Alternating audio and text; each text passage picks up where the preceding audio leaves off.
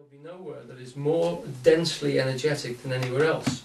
All the energy will have spread out and filled the universe until it's literally still. There's nowhere for it to go because everywhere is equal. And that is the state of maximum entropy, which they talk about, or heat death, when everything spreads out until there's no movement possible for the universe. We'll be long gone by then. Right, well anyway, I'm getting out much earlier. This is a state very similar to the description of pralaya in old yogic terms. It means when energy just runs down and goes to sleep. Now, if you contrast that with the concept of the Big Bang, something happened to create that tremendous energy explosion at the beginning of the universe, which is now spoken of as being 14 billion years ago. So that's a long time ago. But that pralaya, that laying down of energy, that maximum entropy, is contrasted with the extreme explosion of energy spreading out from the centre. We know the universe is expanding. Eventually it will spread out and stop, they're saying. Okay? So that is the big picture that Bertrand Russell is talking about there in that frame. So that is the end of all our hopes and wishes, so to speak, as far as science can predict. Now it's millions of years, billions of years into the future, but it is the end product of what necessarily would happen in terms of the laws of physics that they, as we understand them up to this point. With one or two noticeable exceptions, there are some people who believe other things than that. And remember, we mustn't consider that there are scientists, because there aren't. There are groups of individual people who work together and sometimes argue and fight, and they have different opinions, and they find different forms of research. And yes, there are schools of thought which are quite strict and prescribe what they're allowed to think, but there are maverick schools of thought, and there are individuals who are questing after truth.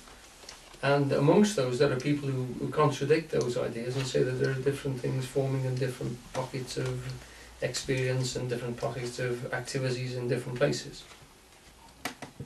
Right, so we started off with de Quincey's very positive description of the universe and consciousness. We've just read the Russell.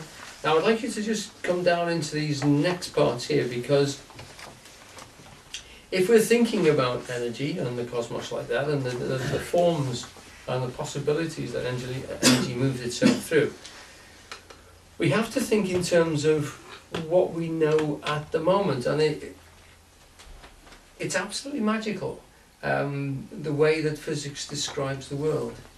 There's a lot of stuff which we learned at school, etc., of atoms and electrons and stuff, which still is used in sciences like biology and to a large extent still chemistry, although the energy bonds that we learnt about at school have changed quite a bit with the nature of quantum physics, etc.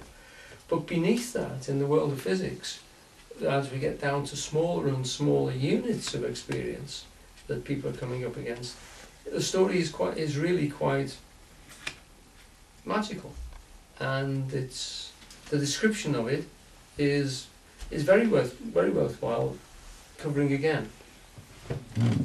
I draw you to the attention to the second quote now, and these quotes are from de Quincey's book, and the pages are there on it. So I've sort of dipped in sort of lumps to try and get across his idea of it. And what he does contain within the book is a very good sweep of philosophers and mathematicians and physicists as well in his description of the world, but mostly philosophers, and the way that philosophy has divided up in its understanding of how the world functions, if you like. Right, so anybody else fancy a read? Larry Town. Thank you, Kay. Mechanism cannot be the whole story if there are quantum gaps in the world, because mechanism requires continuity and contact between adjoining objects to transmit the energy of their collisions.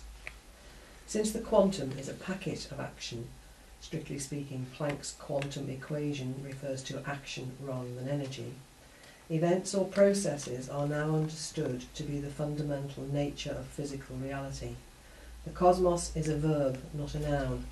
The universe is quantuming or cosmosing. Right. What he's saying there is that the more we look down into the very roots of... put my black pen down somewhere. The more we look down into the roots of reality, we find not just that it's made of energy particles, which we've known for some time, but now that what is actually becoming more intriguing is the very fact that within the atom itself, if you like, there we've got the nucleus, and here we've got the electron. The formulation that holds these two things together, which always was considered to be regularized, is actually a random one. That the nature of this field, if you like, of energy, the particle which we considered originally at the turn of the century as being a tiny little charge rotating around here, is now seen to be a cloud of possibility, and the movement within it is really quite random. It's described as a quanta because it's a packet of energy, and it seems to be, we can predict it statistically, but we cannot in any other way regularize when it moves, how it moves, and what it's going to do. We have sort of areas of prediction, but we haven't got any strict rules for it. Now, it's in the nature of the way this thing has to be described that it's uncertain how it's going to react. So that we can know with a vast field of these things how they're going to react, but we don't actually know when or where it happens. That's the nature of the quanta, or of the quantum theory, that there is a field of a quantum field, and within that, these tiny packets of energy which create these formulations act, we'd have to say, willy-nilly. There is no predictive or prescriptive way of them acting. Now, it doesn't affect us largely in terms of our world, but theoretically we have to consider that the whole edifice of our science is resting on these connections. And what they're resting on is totally uncertain. Now, the essential thing which fascinates, I think, most people when they realise is that what it is, as far as we're at the limits of description, so we're talking about a thing which is a state of space. The thing which predicts it is mathematics. And the mathematics is talking about how the space allows this movement to occur. And what it is that's moving it was beneath what we actually know about it, so we're resting on something we can't describe. And when we're talking about fields, we're talking about things which are structures in a vacuum. They're just pure structure. We don't know what is holding something. We're actually assuming that there is something which is holding the very geometry of the fields together. But what we do know is that the particles we can see, whether they're electronic, just like with ion filings, when you see a magnetic field, the field itself is not known by any other form other than its effect on iron, on literally what it does to those magnetic particles. So it's the space itself which is holding the shape which it pushes the ion filings into. In the same way, it's the quantum field which is pushing the quanta of energy to behave in a particular way. What is the field? Well, it's the definitions which I've come down to when looking for it is it's the structure of the vacuum. It's something which is holding a geometry of space itself, which in particular cases affects either quanta of energy or ion filings or electromagnetism or the neutron field or the electron field. So we're talking about structures of these. Just let me go on for a little bit. I'll come back in a minute, Gordon.